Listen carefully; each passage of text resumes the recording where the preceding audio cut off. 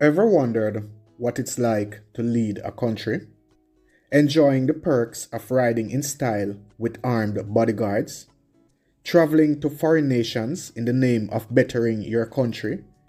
All while indulging in expensive wine and exquisite meals funded by the taxpayers of your country?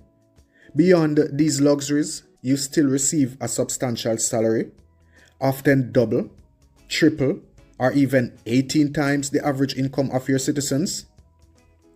Today, let's explore the salaries of the top 10 highest paid Caribbean leaders, contrasting their earnings with the average income of citizens in each respective country.